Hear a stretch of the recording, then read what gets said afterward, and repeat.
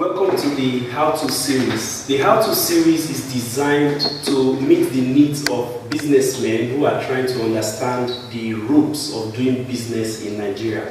Today we have with us a special guest, Dr. Olugbenro Oyekan. He's the Dean of the International School of Management. He has come to talk to us about management culture in Nigeria and how his school is also trying to contribute to improving what is on ground. Welcome to our program, sir. Thank you very much. Pleased to be here. So you've been in your school has been operating for a number of years now. Yes. You've also done research in management as you see locally. What exactly is our management culture, and what are the issues we face in terms of management in Nigeria? Okay, thank you. First, I would like to say that Nigerians, both corporate and academic institutions, don't do enough research. So if we're talking about what research is saying about our management culture, we'll be looking at more about what foreign research is talking about, because most of our local research, they don't deal with the issues the way they are. And again, that's because the data available to most researchers are not robust enough, or they are not finely segmented. That being said, generally Nigerians do not have a good management culture. Well, maybe not adequate, to the level expected of a modern day business or business people, or people who are responsible for leading the public resources. So, and you see that from our maintenance culture, because when we talk about management, it also has a resonance effect on how you maintain the rest of the things. So when you look at our maintenance culture generally, it tells you more about how we manage our resources, and the results are out there for us to see. People don't do, they don't have a good management culture or maintenance culture for different number of reasons. Some people run business and public resources the way they will run their own personal things, and if such people are naturally reckless, you should expect that they will approach a lot of things from those perspectives. So basically, some cultural reasons, yes, the way people have done businesses in the past, and they are not yet aware that the party is over, and a lot of people are still struggling to cope with that reality. But it's just something we have to learn, but I'm not sure we're doing a good job yet.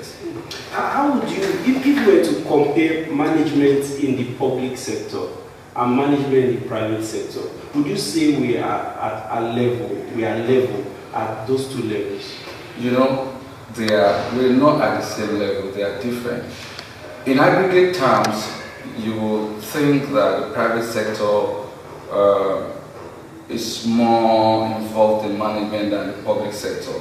That is, in general terms. But we can't leave out the factors brought in by individual differences and experiences. So there are also some individuals in the public sector that have superior, management skills and ability. But sometimes the environment where they find themselves also limits what they can do. So it's difficult to really say it's better in the private sector than in the public sector. But on general terms, if you look at it from the surface of it, it does seem like the private sector embraces management better than the public sector. That's the way it is. And that's also because in private sector there seems to be a little more of accountability demanded from those who are in charge of resources. In the public sector, things are a little more relaxing. Accountability is not that stringent amidst most managers of public resources.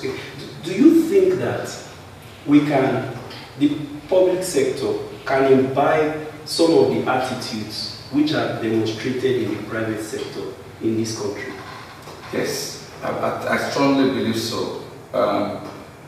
Majority of the times it depends on the person in charge of the things at the top, the leadership of those places.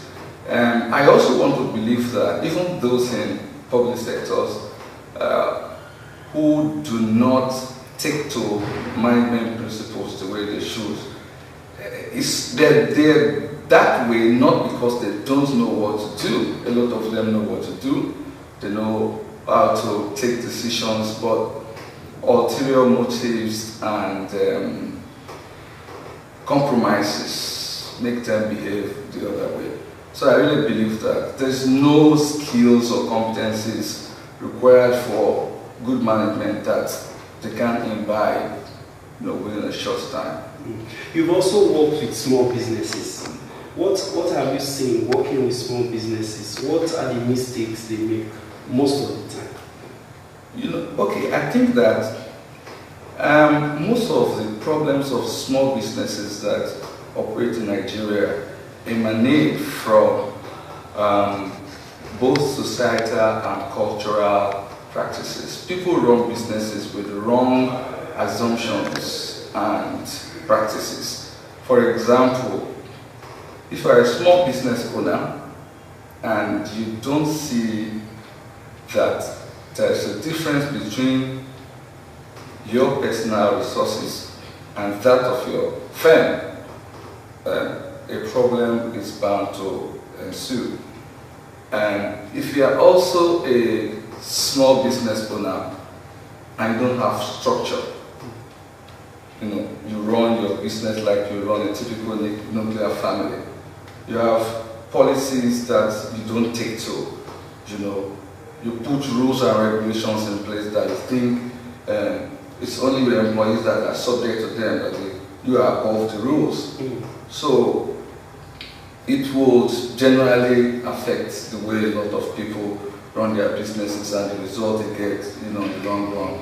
A lot of small businesses get good revenues from the work they do, but at the end of the day, when you look at the way they manage it, even when they retain consultants to help them structure their organizations, they still don't submit themselves to those rules and the models put in place for them. So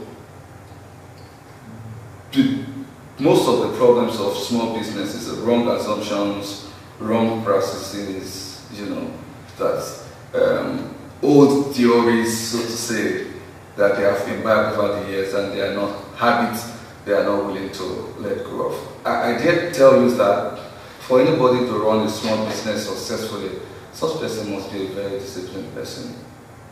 If you are not so disciplined, because the problem is this: government rules and regulations demanded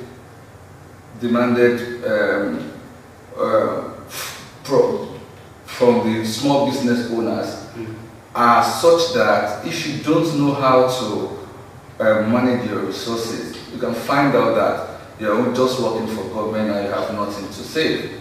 And so the rules, the regulations for taxation and all of them are really biting hard on small businesses owners. And so there's got to be a way to manage that, making sure that you fulfill your duties under the law and at the same time fulfill your duties of contract of employment. Your client and contractors are there. So it goes beyond just having a business. It needs a lot of seriousness and discipline. It needs a lot of accountability to yourself also. The average listener at home is interested when you say a business owner has to be very disciplined. Yeah. Can you highlight to us the areas which discipline comes in terms of probably financial management? Yeah. What's the other areas? Okay, there is something I want to mention for the benefit of this person. The way most of the people, including some of our academics, treat the subject of entrepreneurship can be somewhat misleading. Because what they make a lot of people understand that everybody can be an entrepreneur. But in the real sense of it, it's not everybody that can be an entrepreneur.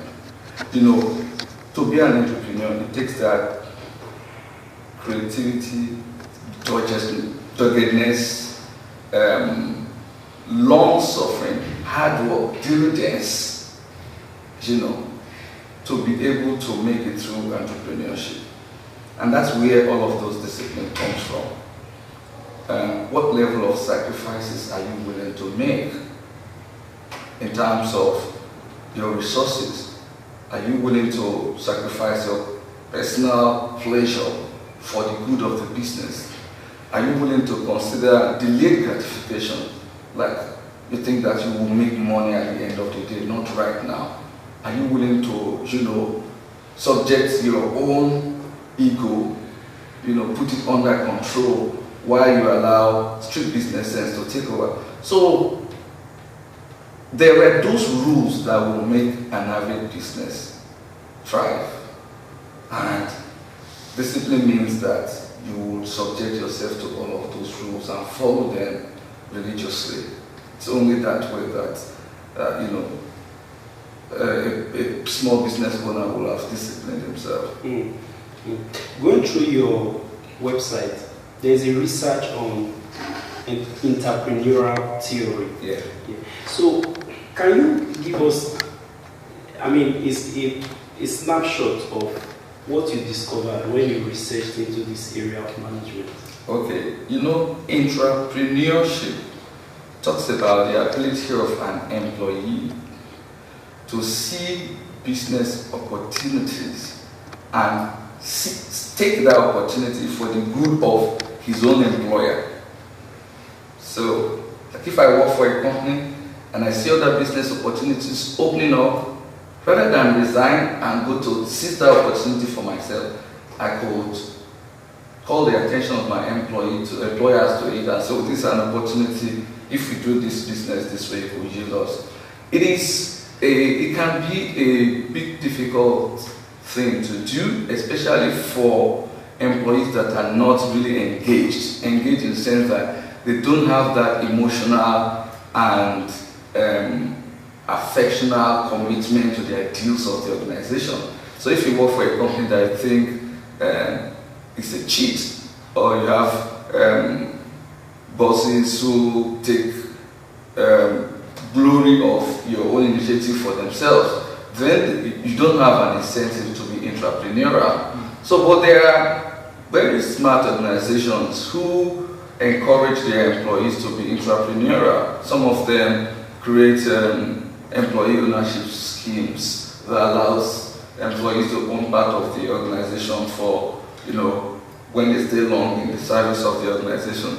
Some of them also give employees, they make like revenue sharing formula that says if you bring this kind of business, you can take this kind. So for a company to be really entrepreneurial, the leadership of the company should also find means to position the contract of employment in ways that makes entrepreneurial, that creates incentive for entrepreneurial activities. But generally, I think that especially for large corporations, it might really be a very difficult thing to do because the corporations are large. It is difficult for someone that is like a junior staff to see business idea and move up to the senior cadre to express is usually difficult. So entrepreneurship might be, better at the SME levels than the large corporation.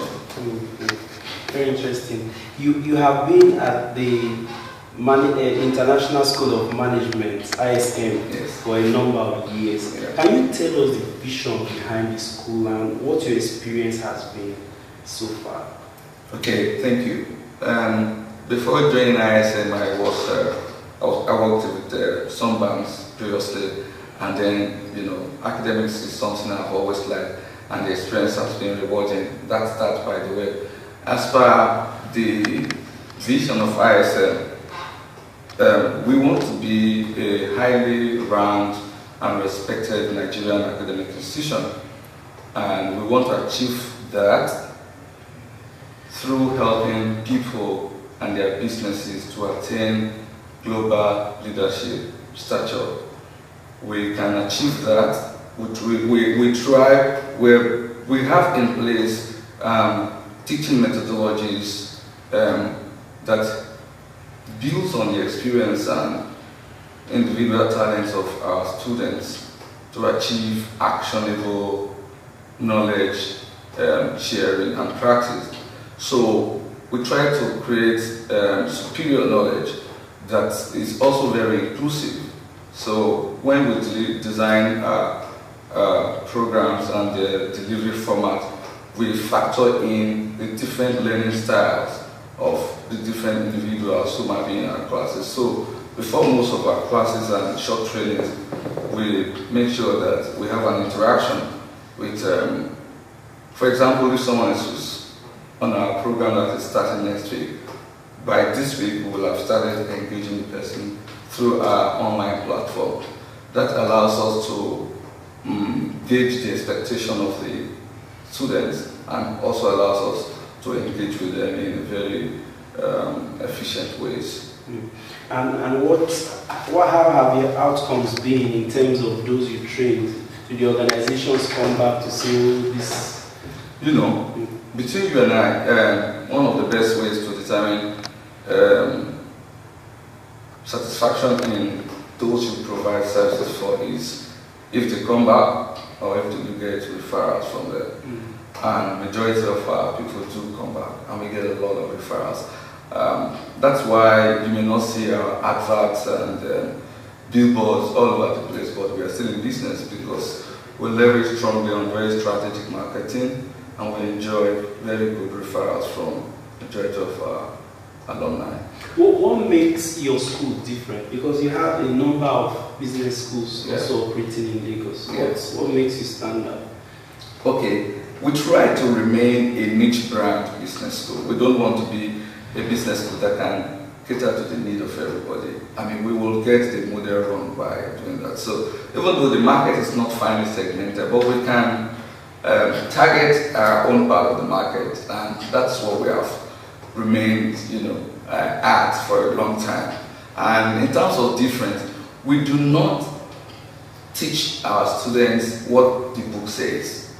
And that's what I said earlier. We leverage on their experience and their individual talents to teach them. So we don't teach people what the book says. We mix both theory and practice, and we try to balance the two so that immediately people graduate from our courses and programs, they can find the knowledge useful almost immediately. Yeah. Thank you very much, sir. Welcome. Thank you very much. We've been talking to Dr. Olugbenro Oyekan, Dean of International School of Management. He has told us that businesses face a lot of challenges, but those that are resilient, those that are disciplined, come out successful at the end of the day. This has been a section of the How To series. My name is Obodo Ejiro. Thank you for watching the program.